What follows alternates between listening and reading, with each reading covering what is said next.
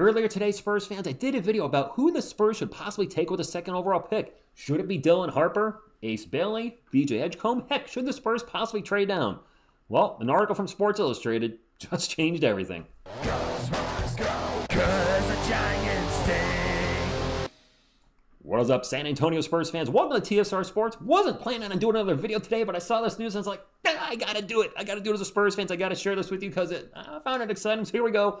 From Sports Illustrated. As the NBA draft combine continues, our San Antonio Spurs seem to be increasingly enamored at the opportunity to draft Dylan Harper. A recent report by ESPN insider Jonathan Giovanni further supported that. ESPN draft expert says he's 99.9% sure that Dylan Harper will be selected second overall by our Spurs. Quote, they are not pursuing trades from what we're hearing. They think that they can play Harper together with Steph Castle and De'Aaron Fox in the same backcourt. And let's actually play just a little bit of this. Dylan Harper is going to be the number 2 pick in the draft. I am 99.9% sure about. Well, yes, he's going to be the second pick overall. He's the second best player after Cooper Flag. We already know that. He looked also really, I think we skip ahead. He talked about the Spurs here. The San Antonio Spurs are signaling to teams that they are very excited about the opportunity to draft Dylan Harper. They are not pursuing trades from what we're hearing. They think that they can play. Okay, so he's going to quote what he's going to say exactly what I just quoted. So our Spurs, and could this be a smoke screen? I don't know. We've talked about the channel a lot already this week that if you have the second overall pick, you don't necessarily take the player that fits the position you need. You take the best overall player. And from what I'm hearing from you guys, it's Cooper Flag, Dylan Harper, and then the rest. Okay, let's get more into the article, and I'll give my 2 cents on the situation. Since landing the second overall pick, the discourse around what the Spurs plan to do with it has continued to run in circles. Whether San Antonio would take Harper, the consensus number 2 prospect behind Cooper Flag, Ace Bailey for a stronger immediate fit, there's that fit, or deal the pick for a big-name star like Giannis Antetokounmpo, our Spurs options remain open. I said it earlier in the video today. Options are good. Any questions about the fit? According to Harper, it's a moot point. This is Dylan Harper talking about this, and apparently did very well to draft. Quote, the NBA is really positionless basketball. Let's stop the quote there. Well, Harper said in the draft combine, yeah. More and more it is becoming positionless. It's not the days when I was growing up in the 90s where it was you had point guard, shooting guard, small forward, power forward, center. I don't even think wing was a word I knew at that point. I don't think they were calling number 2 and number 3 wings. The game has definitely changed a lot. Back to his quote. You could play with a bunch of ball handlers and a bunch of people that could get opportunities for themselves, but let other people get opportunities for them. Okay? Okay, this is actually an article. The 2025 NBA draft is set for June 26th. All right, time for me to chime in my 2 cents. Please do so in the comments down below.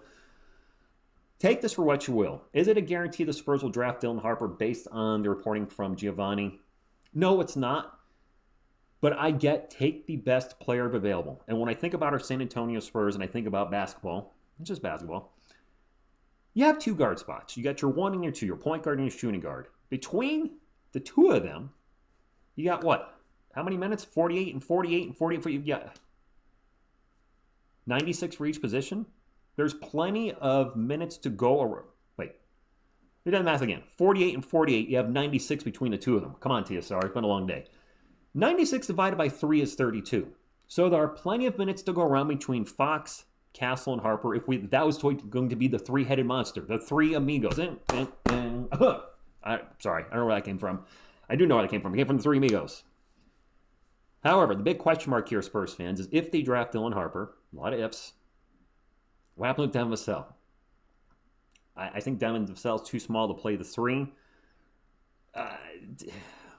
That's a big question mark. If they draft Dylan Harper, and I honestly, if I sit here and think about it, I'm like, what would I do if I was Brian Wright? Cooper Flag's the obvious choice. He's not going to be, unless barring a miracle and things have happened on draft night, he's going to go number 1 to the Mavericks. Congratulations, Dallas fans, if you're watching. But I agree with you guys. If I've been able to kind of pontificate on the video from earlier, yeah, you take the best player available.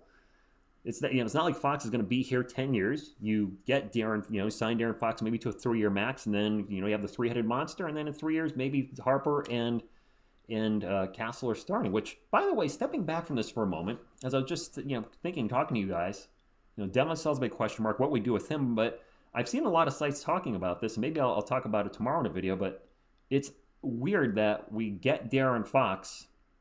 Not weird, but we get De'Aaron Fox. The timing is weird. We get De'Aaron Fox, and what was a good trade, right? At the time, yeah, I love the trade for De'Aaron Fox. We gave up much less than I thought we would. And then we jump up to number 2 in the draft, which we could not have expected. When the Spurs made the trade for De'Aaron Fox, I'm sure they thought, hey, we're going to make a playoff push with Wemby, right? And then Wemby gets shut down. They played 5 games together, Fox and Wemby? Wemby gets shut down. And now you're sitting here at number 2 in this year's draft, and the best player available is a guard, which we certainly don't need, which is why I think Devin Vassell, if Dylan Harper's drafted, and I like Devin, he becomes more expendable than ever. Unloading that, $27 million, 24, 27, I think it goes up and down at some point, and it's like, would really help alleviate salary, any kind of type of salary cap issues we could have in the next few years. That's one thing we got to be aware of, guys. I see a lot of guys just saying, just get Giannis. We got to remember the salary cap is real, and the Spurs aren't going to be one of those teams that's going to be like, all right, we're going to go way past the salary cap, hit the luxury tax, hit the first floor, hit the second floor. No, that's not going to happen. I think they're going to try to keep it at least under the luxury. So this is going to be a very interesting time, but I'm excited. If they draft him, I watch his highlights. Yeah, he can ball, no doubt. He's an exciting player. Yeah, the fit's a question mark, but, look at the Oklahoma City Thunder. I don't know if you guys were talking about this or I read it somewhere, but, they started drafting guys, and Josh Giddey was a young player they took, and eventually he didn't fit, so they moved on from him. It's not to say we couldn't move on from any of our young guys. Wemby's obviously a lock. I think Castle's a lock. Fox is going to be here for who knows how long, but maybe the other young players on the team.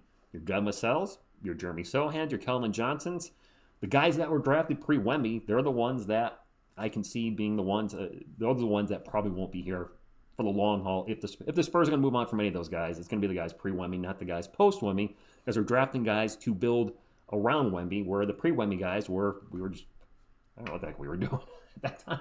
We were trying to build a contender, but anyway, you get my drift. So with this news, do you take it with a grain of salt? Do you think this is just a smokescreen? The Spurs, Spurs did the reverse last year. Weren't they kind of saying, weren't we getting the vibes reports that they weren't interested in Stephon Castle, and then we ended up drafting him? So could this be the reverse? Are the Spurs putting it out there that, yeah, we want Dylan Harper. We need Dylan Harper. Are they trying to make Dallas Mavericks like, oh, maybe Dylan Harper's the way to go? And then, I don't know. I'm just throwing it out there. Drop a comment down below. This news, what do you think of it? If you've been on the fence, time to think from today's video, which was only 7.5 hours ago, roughly.